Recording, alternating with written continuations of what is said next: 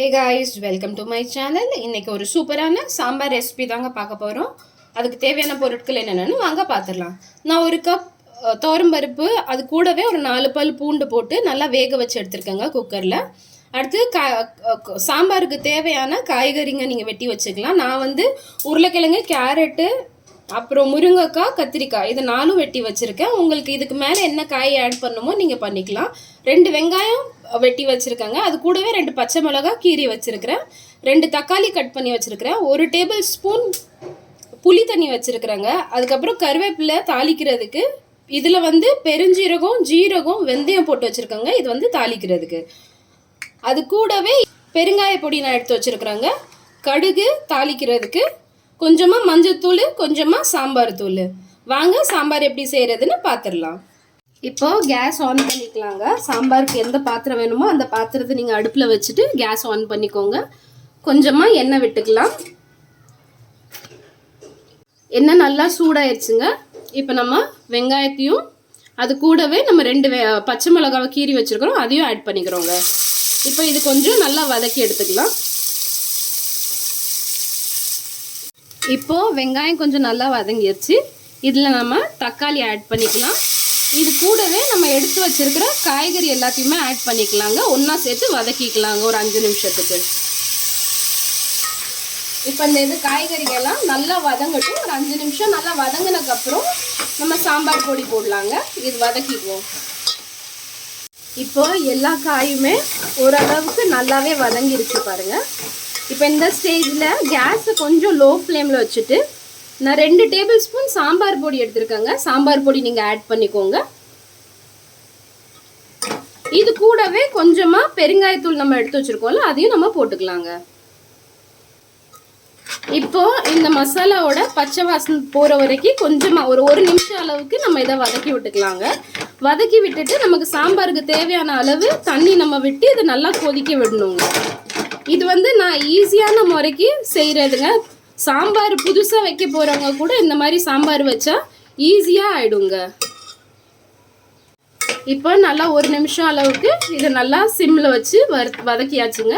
இப்போ இதுக்கு தேவையான அளவு தண்ணி ஊற்றிடலாம். நான் வந்து இதை குக்கரில் வேக வச்சுருந்தேன்ல, அதில் உள்ள தண்ணியை நான் யூஸ் பண்ணிக்கிறேங்க.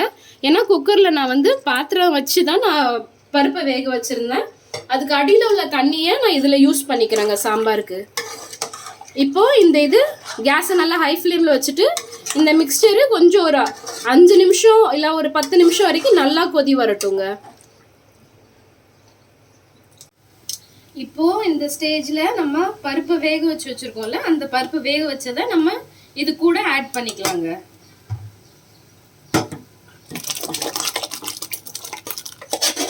இதுக்கப்புறம் உங்களுக்கு தண்ணி எவ்வளோ வேணும்னு நீங்கள் பார்த்துக்கோங்க. உங்களுக்கு தண்ணி கம்மியாக இருந்தால் நீங்கள் கூட கொஞ்சம் ஆட் பண்ணிக்கோங்க. சாம்பாருக்கு பருப்பு எப்படியோ அதே அளவுக்கு. இப்போ இது கூடவே நான் வந்து புளி கரைசல் எடுத்து வச்சிருக்கேன்ல, அதையும் ஆட் பண்ணிக்கிறேன். இது கூடவே கொஞ்சமாக மஞ்சள் தூள் சேர்த்துக்கலாங்க. மஞ்சள் தூள் சேர்த்துட்டு கொஞ்சம் நல்லா கொதிக்க விடலாம். ஒரு 5 நிமிஷம் கொதி வரட்டுங்க.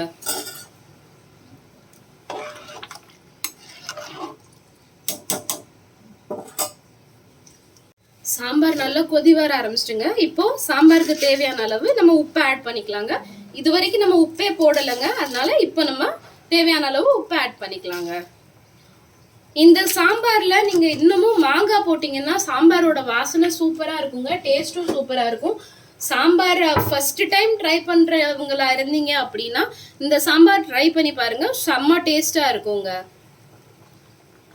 இப்போ சாம்பார் ஒரு 10 நிமிஷத்துக்கு நல்லா கொதி வரட்டுங்க.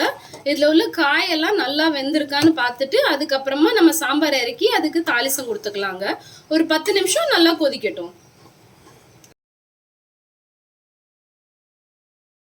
சாம்பார் நல்லா வெந்து கொதி வந்துருச்சுங்க. இப்போ நம்ம சாம்பாரை இறக்கி வச்சுட்டு சாம்பாருக்கு தாளிசம் போட்டுடலாம்.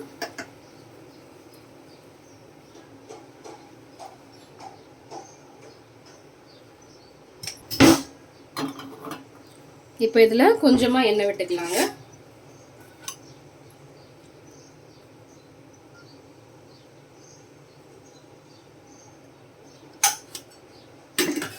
தாளிக்கிறதுக்கு கடுகு, வெந்தயம், ஜீரகம், பெருஞ்சீரகம், கருவேப்பிலை, அப்புறமா சின்ன வெங்காயம் 2 சின்ன வெங்காயத்தை எடுத்து போட்டிருக்கோங்க.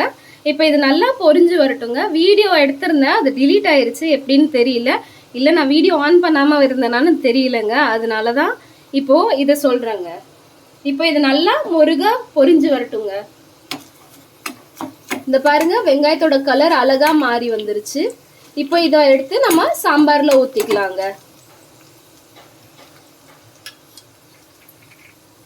தாளிசத்தை நம்ம சாம்பாரில் ஏற்கனவே ஊற்றிட்டோங்க, அதுவும் ரெக்கார்ட் ஆக மறந்துருச்சுங்க. இப்போ இதுக்கு மேலே கொத்தமல்லி இலையை நல்லா தூவி விட்டுட்டோம்னா சூப்பராக கமகமன்னு வாசனையான சாம்பார் ரெடி ஆயிருங்க. இப்போ வாங்க சர்வ் பண்ணிடலாம். நல்லா சூப்பராக டேஸ்டியான சாம்பார் ரெடிங்க. இந்த டிஷ் உங்களுக்கு பிடிச்சிருந்தா please like, share and subscribe to my channel. ஒருவேளை நீங்கள் இதை ட்ரை பண்ணியிருந்தீங்கன்னா ப்ளீஸ் கமெண்ட்ஸில் சொல்லுங்கள், கொஞ்சம் ஹாப்பியாக இருக்கும். தேங்க்யூ ஃபார் வாட்சிங்.